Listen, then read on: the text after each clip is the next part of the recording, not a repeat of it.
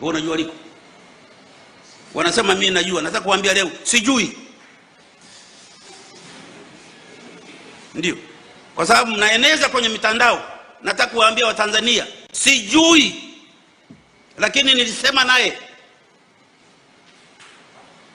mara mbili hapa. Mara ya kwanza ananieleza shida zake alizopata kule kwenye kazi Malawi, mwisho akahamishwa akaenda huko. Uniache niseme hii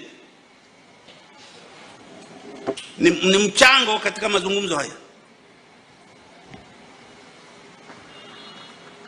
Mara ya pili akaja anasema kusiwe na uchaguzi. Mimi nikamwambia kama hakuna uchaguzi hamtakuwa na rais. Kama huna rais, nani ataongoza nchi hapa? Si ni vacuum kama mchagua leo na uchaguzi ndio rais anapatikana. Kama haupo, nani anaongoza nchi yenu?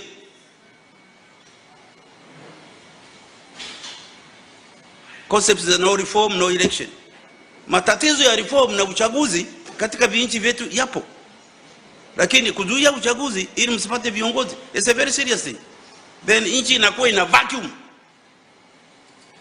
Na sasa hivi na vacuum kwa sababu kuna ubishi kwamba huyo sio rais, sio nini. Mara ya tatu atukubania akaenda. Mara ya tatu akafika huko akaniambia. Aniambia kwenye simu.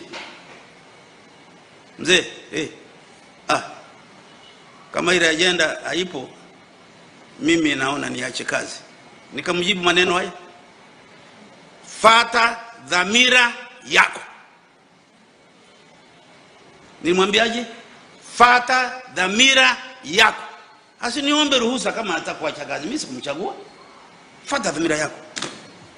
Tangu wakati huo nilichomuona ni kwamba yuko kwenye mitandao. Mwisho nimeona kwenye nyumba yake wanasema damu yake ni hii, lakini sikumuona yeye mwenyewe. Sijui alikwenda wapi. Mnajua aliko?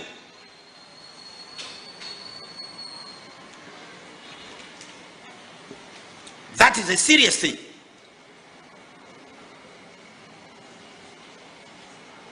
Hatuwezi kuwa na nchi ambayo raia wanapotea. Hii ni briefing yenu, lakini tutazungumza kwenye kakarata. Hii ni briefing. Narudi, hatuwezi kuwa na nchi ambako raia wake wanapotea, wanaburura, wanapotelea vichakani. That means unaweza kuburuzwa leo, mkeo, watoto wako. Sasa hivi dini zimegawanyika. Na kuna rumors wakati mwingine viongozi wetu wanawahonga. Sasa kama dini unahongwa, ni dini hiyo?